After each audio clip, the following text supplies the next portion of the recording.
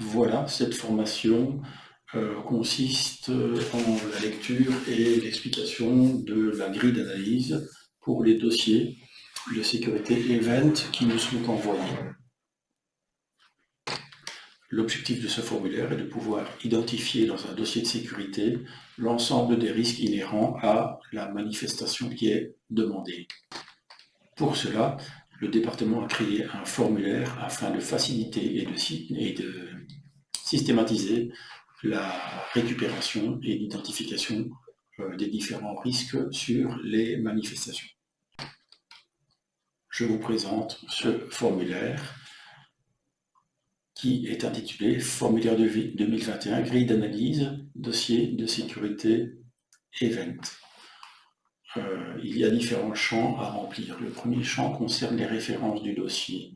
Les références du dossier sont à indiquer de la manière suivante. Les 4 premières lettres de la commune, exemple BEAU pour Beaumont.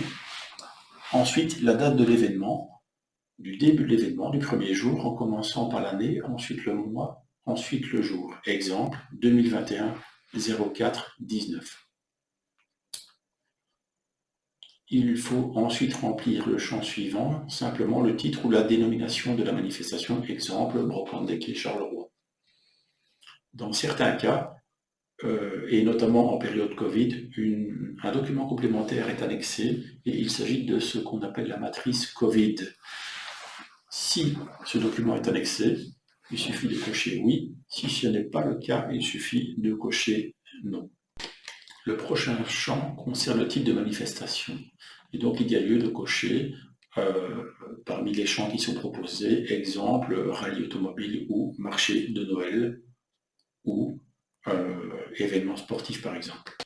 Le champ suivant concerne la date de la manifestation. Donc, il suffit de venir sur le petit calendrier et de cocher la date du premier jour de la manifestation.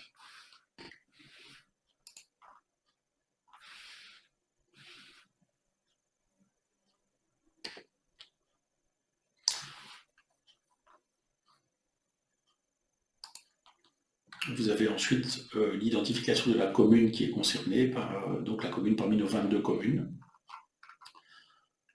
L'identification de la rue, du numéro de l'adresse postale, le nom de l'organisateur, son téléphone ainsi que son mail. Ensuite, il est important de savoir s'il y a une société de gardiennage qui est présente ou pas. Si tel est le cas, il suffit de mentionner le nom de la société, un numéro de téléphone et un mail. Un événement peut se dérouler à l'intérieur ou à l'extérieur, ou les deux à la fois. Et donc, vous avez une rubrique indoor-outdoor qui permet d'identifier si l'événement a lieu en extérieur, en intérieur, ou les deux. Très important et souvent manquant, il faut pouvoir identifier l'événement sur un plan d'implantation. Donc, celui-ci était présent dans le dossier, oui ou non. Si ce n'est pas le cas, il faut reprendre contact avec l'organisateur pour demander le plan d'implantation sur lequel nous trouverons l'implantation des chapiteaux, l'implantation des installations temporaires telles que les food trucks, les métiers de bouche, les structures gonflables, les scènes, des podiums, etc. Et donc, s'il y a un plan d'implantation, encore faut-il qu'il soit complet. S'il n'est pas complet, on coche non et on recontacte l'organisateur pour demander des suppléments à ajouter au plan pour pouvoir bénéficier de toutes les informations. La case suivante concerne les différents manquements qui malheureusement sont présents dans le plan d'implantation. Le champ suivant concerne la superficie occupée par l'événement. Si c'est un événement extérieur, exemple, vous avez un chapiteau, vous avez une scène, vous avez une avant-scène, vous avez des food trucks, et puis vous avez des barrières ERAS tout autour du site, eh bien, la superficie totale est celle qu'il faudra indiquer dans cette case. Certains événements occupent un bâtiment, par exemple la cuisine d'une école dans le cadre d'une brocante qui est organisée par cette école, ou tout autre bâtiment, il y a lieu de le mentionner. Important également, et j'en ai déjà parlé, il faut pouvoir identifier si oui ou non l'événement se réalise dans une enceinte fermée, soit à l'aide de barrières de type ERAS, soit une enceinte avec des murs ou tout dispositif qui ne permet pas à des personnes de rentrer et de sortir, sauf par des entrées contrôlées et déterminées. C'est notamment le cas lorsqu'il s'agit d'événements avec entrée payante. Le nombre de personnes attendues est également important. Ensuite, il faut cocher le nombre de chapiteaux présents, le nombre de food trucks ou de métiers de bouche également, s'il y a des podiums, le mentionner, et idem pour les différentes structures gonflables, châteaux gonflables et autres structures.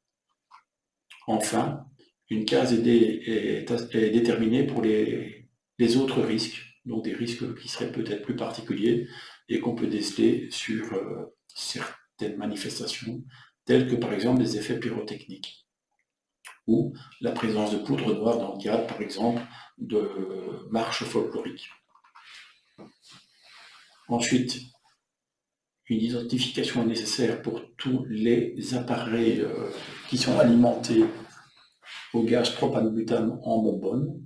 Je pense par exemple aux food trucks, aux métiers de bouche ou aux champignons chauffants, par exemple, qu'on peut retrouver sur les marchés de Noël. Certains événements sont associés à une partie itinérante telle qu'un jogging ou une marche, il faut l'identifier. Si des manquements sont constatés dans le dossier, exemple, pas de numéro de téléphone de l'organisateur, eh bien, il faut le stipuler dans cette case. Et enfin, il est demandé de faire une cotation de la qualité du dossier qui vous est remis par la commune et rempli par l'organisateur, de façon à pouvoir revenir sur la commune en disant « Attention, dans le cas de vos dossiers, la cote n'est pas satisfaisante et il y a lieu d'améliorer la qualité des dossiers qui nous sont envoyés, car si ce n'est pas le cas, nous perdons du temps à recontacter chaque fois l'organisateur. » Enfin, simplement identifier la date à laquelle vous avez réalisé l'analyse via le petit calendrier. Quand tout cela est fait, il vous suffit de cocher sur la case envoyée et le formulaire sera archivé au niveau du drive du département prévision.